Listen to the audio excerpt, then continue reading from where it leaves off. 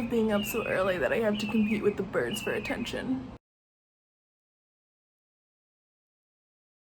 Hey guys, it's Michaela back again with another video, and this time we are in the final stretch. My last 3 videos have all been read with me's, and those read with me's have been for the first 3 books of the Raven Cycle by Maggie Stiefvater. And here we are, final book. Let's do this. What am I hoping for the final book? I'm hoping for a proper romantic plot between Gansey and Blue, because here's the thing, I actually love it when a YA fantasy book doesn't have romance. I think that's very refreshing, but the problem with this is the first thing ever we got in this entire series was this notion of Blue's true love. The whole story, the whole series starts with the promise that a love story is coming, or that a love plot of some kind is coming, and we're at book 4, and I just don't believe that Blue and Gansey love each other. It took 2.5 books for me to even be convinced that they liked each other. So like, I need something in this book to convince me that the things that we have been told from the beginning are true. I am hoping for happiness for Noah. I don't know how his plot would end to get him there. I don't know if that's him finding peace. I don't know if that's him just like living forever as a murdered teenage boy, but I hope that my boy is happy. I love him so much. The same thing is true for the Gray Man. I hope that he finds happiness. I enjoy his character so much. I find him to be such a delight to read. I am so interested to see where he goes. I hope he and Maura get to be very happy together. Low key, I hope Gansey doesn't find Glendower. I think that would be a really interesting way to end this. Normally it's frustrating or unsatisfying when, you know, these characters that you follow go on a quest and then the quest ends up being bunk. Like it doesn't work. But I think this is a series that would lend itself well to that, like, sort of anti-trope. I don't know what you would call that. But I think it would be interesting if Glendower doesn't get found. But I am very excited to have this series done with today, so I am going to get reading, and I will pop back when I have some thoughts. One little quick thing that I don't think I've discussed before in any of my read with me's for the series is how good Maggie Stiefvater is at parentheticals. Every time, you know, little something is put in parentheses in the narration, it is always a delight. It shows a level of like whimsy and humor, and just like generally, like, you can tell that she's having fun writing this. Those parenthetical things, like, they don't necessarily add anything to the information, right? Like, we're not necessarily learning anything new about the plot, but it is a voice that I really, really enjoy. And already I'm not that far into this, and already we've gotten quite a bunch, and I just love them. They're so much fun. So it's a little while later. I had to do some actual work for my actual job that actually pays me, but I am now a little bit over 100 pages in, and I really am having fun with what we've learned so far. I'm incredibly sad about Noah and about what he's going through. I just want to scoop him up and keep him in my pocket forever. Super neat that we've gotten to know more about Piper and about her family through her possessing her uncle and using him like a telephone. What a delight. Oh my god, she's the coolest. I don't know if I've ever like loved a villainesque character as much as I love her. She's so great. But right now, at about like roughly a quarter of the way through this, the biggest thing I've noticed is just how this tone of like quiet dread has been set. Like, nothing particularly terrible has happened yet. You know, nothing, the only like real momentous thing that's happened is Ronan pulling the orphan girl out of his dream. And yet, with like each chapter, just this building sensation of something is coming. It's just getting stronger, and I and sort of just like waiting with bated breath for something terrible to happen. And yeah, it's tense and it's good and I'm enjoying it so far. I'm so fucking done with Adam. Like, can someone just like kill this bitch already? Like, he's so annoying. He and Blue just had this dumbass fight because he's mad that Blue or Gansey didn't tell him that they're dating. That's the thing with this dumbass romance, is that Adam says in this fight that Blue and Gansey are dating, and Blue doesn't correct him. And like, when did you two start dating? You've gone on like 2 midnight drives together. Is that what dating is these days? I don't fucking know. Adam is accusing Blue of assuming that he would make her relationship with Gansey all about him, and his solution to that problem is to make their relationship all about him. The fuck? Like, this has nothing to do with you, Adam. They haven't even defined their relationship for themselves. Why the fuck would they define it to you? You and Blue dated for like 60 seconds. Calm the fuck down. Like, I get that he's worried about Gansey's safety because of the whole prophecy thing. That's fine and that's valid. But I think the only thing he has the right to be upset about is that Blue hasn't told Gansey yet.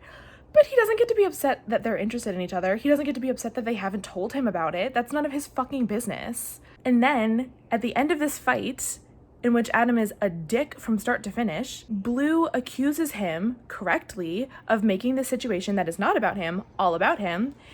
And he hits her back with, I could say the same thing about you. And it's like, hey, fuckwad, it is about her. Okay, it's her life, it's her relationship, it's her prophecy. So yes, she should be making the situation about her and Gansey, and she's like obviously also considering him, and maybe, yeah, she probably should have told him about the prophecy at this point. I think that's a fair critique to make. But to be so irrationally upset that she's making her relationship about her, like, fuck Adam, I hate this guy. Okay, so I have seen online people shipping Adam and Ronan, and other than the fact that people online will ship any two men together, I haven't really gotten the why. Like, obviously Ronan's gay, and we've known that for a while. But, I mean, he and Adam just, like, haven't really, I don't know, I just haven't seen it. Like, I haven't seen where people are getting this idea, or, like, what's fueling the shipping until now. This writing right here that I'm about to read is what I'm looking for Blue and Gansey. Not because I ship them, but because this book clearly wants us to. The attention that is in this little segment is what's missing from the writing about Blue and Gansey. Ronan crossed his arms to wait, just looking at Adam's fine cheekbones, his furrowed fair eyebrows, his beautiful hands, everything washed out by the furious light. He had memorized the shape of Adam's hands in particular, the way his thumb jutted awkwardly, boyishly, the roads of the prominent veins, the large knuckles that punctuated his long fingers. In dreams, Ronan put them to his mouth. His feelings for Adam were an oil spill. He'd let them overflow, and now there wasn't a damn place in the ocean that wouldn't catch fire if he dropped a match. Excuse me? What? Whew. Okay. It feels a little bit like it's coming out of nowhere, but not like entirely.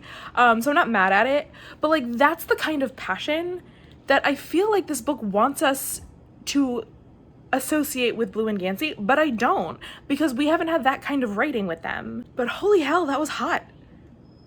I need to turn on the AC. It was this, laughing senselessly into each other's skin, playing until it was abruptly no longer play, and Gansey stopped himself with his mouth perilously close to hers, and Blue stopped herself with her belly pressed close to his. It was this, Gansey saying, I like you an awful lot, Blue Sergeant. It was this, Blue's smile, crooked, wry, ridiculous, flustered. There was a lot of happiness tucked into the corner of that smile, and even though her face was several inches from Gansey, some of it spilled out and got on him. She put her finger on his cheek where he knew his own smile was dimpling it, and then they took each other's hands, and they climbed back up together. It was this moment and no other, and for the first time that Gansey could remember, he knew what it would feel like to be present in his own life. That's what I've been looking for.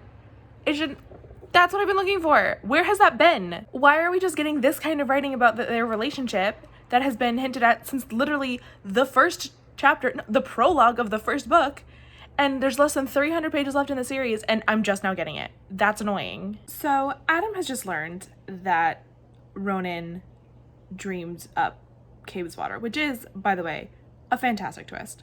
That's amazing. Holy shit. Kind of interesting that like the three of the biggest twists of this series so far have been a thing that you thought was real was not. So Noah, Matthew, and now Cabe's water. But I like it. I'm not mad about it. I just think that's interesting. So Adam is processing this information and he's kind of freaking out. He literally says to Ronan, just give me a second with it, will you? You can't be pissed off because I'm thinking this through. This whole ass dickwad. This is coming off of his fight with Blue. I'm so mad. I'm so mad at Adam. I have about 150-ish pages left. I actually haven't done an update in like a really long time just because I haven't really had much to say. This is just like a very good book. Very straightforward. But I am confused as to what role Artemis is playing in all this. So Gwenchen and Artemis just had their like big thing in the tree. I don't actually really get what they were fighting about, but I feel like 150 pages is like not a lot of time to sort of settle what's going on with Artemis, who he is, how he's related to the whole Cabe's water plot. We aren't even really sure how he and Maura met, much less like had a kid together. And I just feel like there's not a lot of time left. So like unless the entire rest of this book is like dedicated to Artemis, which I don't think it's going to be, I don't know if we're gonna get like a proper ending or like a proper answer. I have finished the Raven cycle. I actually finished this a little while ago. I took a brief break between finishing it and recording this because I wanted some time to gather my thoughts, but instead of doing that, I ate a ton of Fritos and watched YouTube videos, so I'm just gonna wing it. I can say with pretty good certainty that The Raven King is my favorite book of the series. I really enjoyed this. I thought the character work, I know I've said it's good for all the books, but it was really good in this one. I loved how over the course of these 4 books, the 4 boys in particular have learned how little they know about each other and yet have come to know each other even better, which I think is a level of nuance that you don't see a lot, especially with male characters. I will say that I never really got on board with Gansey and Blue's romance.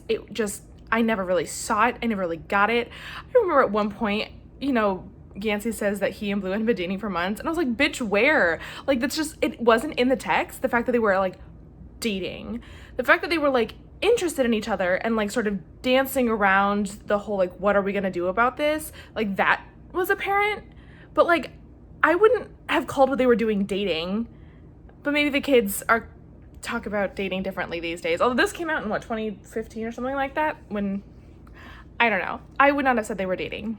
The Ronan Adam romance, well, yeah, a little bit out of nowhere, was still great.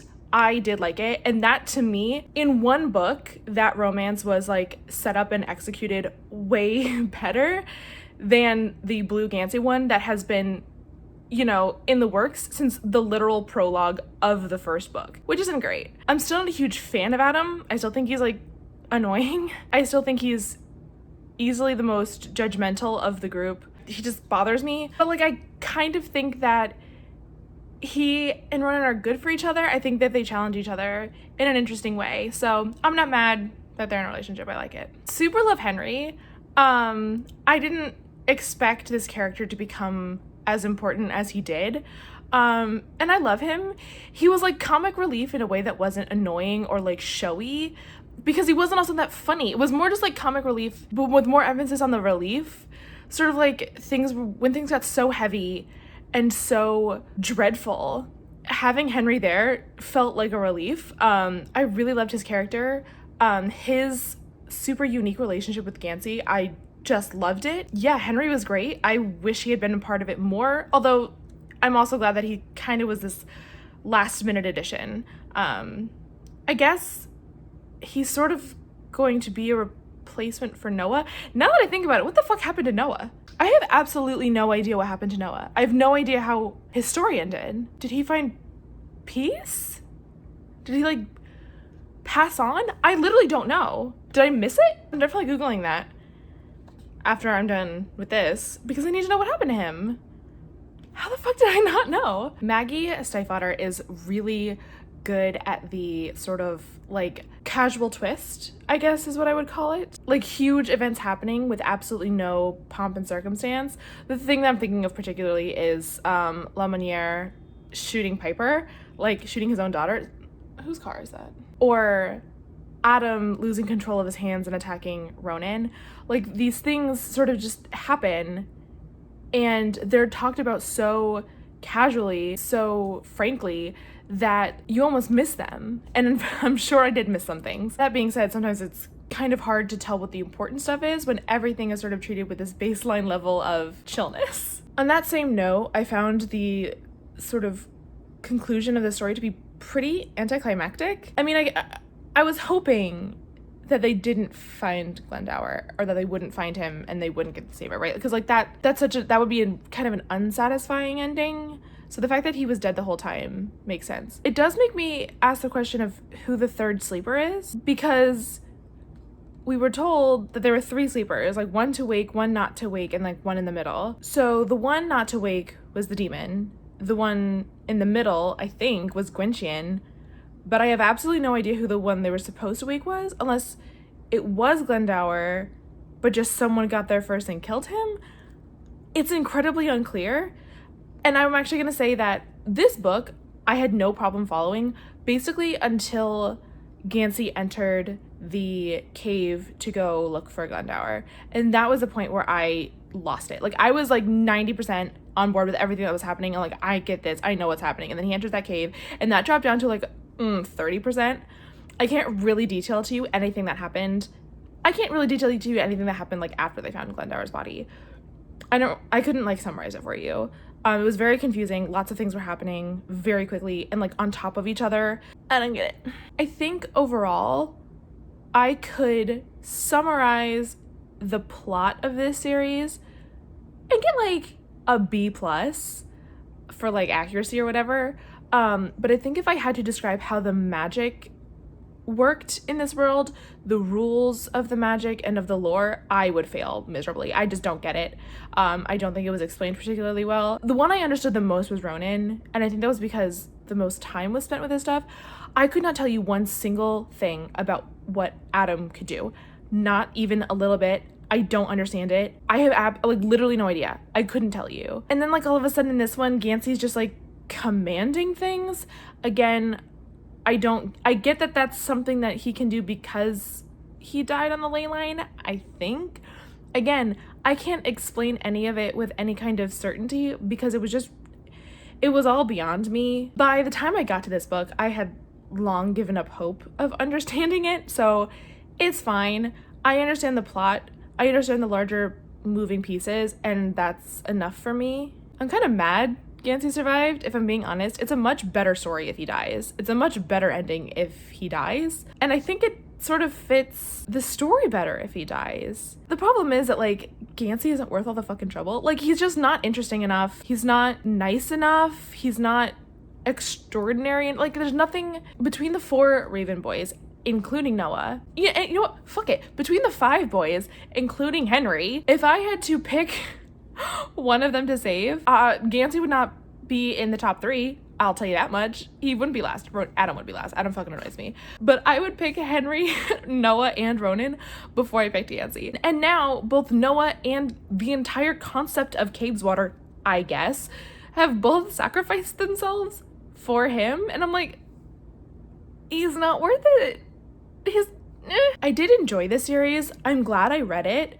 I will give this book 4 stars. None of the books were 5 stars to me, and I think overall I would say this is a 4-star series, which makes sense. I gave 3 of the 4 books 4 stars, so that tracks. Overall, I would say in order of preference, my favorite one was 4, and then 3, and then 1, and then 2. I still think Dream Thieves is the most irrelevant to the rest of the series. And it's interesting because I think, unless I'm wrong, I don't remember now the specific numbers, but I think on Goodreads, Dream Thieves, of the 3 I've rated so far, Dream Thieves had the highest rating, and I just think that's interesting because to me it was definitely the one I enjoyed the least. This one was very good, and like I didn't record nearly as many videos for updates for what I was thinking as I was reading this, just because I didn't want to stop. I didn't really have specific thoughts either. It was more just like, I'm enjoying this, I'm hooked, I want to know more. I didn't really start to get lost and get confused and have issues until the very end. At that point, I was like, I just want to finish this. I am glad it's over, not because I'm like mad I read it or anything, but just because I am ready to move on to other stuff. I do understand the hype though. I do know why this is such a beloved series. I think for me, it was just too complicated. And there was just too much going on. I like stories that are a little more straightforward. Maggie Stiefwater's writing is just gorgeous. I think I would love to read a collection of her poetry. I don't know if she writes poetry, but she should, because some of the writing in here, the way that Ronan would think about Adam is just like, holy shit. Like, she would write some really spectacular poetry, and I would love to read that. I don't know if I'm particularly interested in reading any of her other books. I know she has at least one other series because it's like advertised in the back of here or whatever.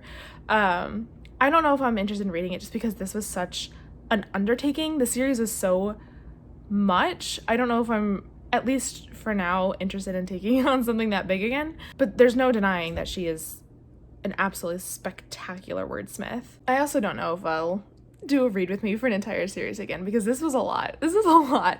I've done a lot of editing in the past like week, and I have to do some more and I'm getting tired. My nose looks so big with these glasses, but I also don't hate it. That's all I've got on this series. Like I said, glad I read it, glad I had this little experience, and I hope I haven't pissed too many people off by mostly roasting myself for being stupid, if I'm being honest. Like, I think if we learned anything, it's that I'm too dumb to follow YA series, so the joke's truly on me. If you haven't watched the rest of the Read With Me series for these books, this is probably pretty confusing for you. Feel free to check them out if you're into it. I've got a bunch of other videos that I would also be honored if you checked those out, but I will be back soon. I think my next video, or at least a video coming soon, should be something different than I've ever done before, and I am excited to try that out. But thank you so much for watching, and I hope you guys have a great rest of your week. Okay, bye.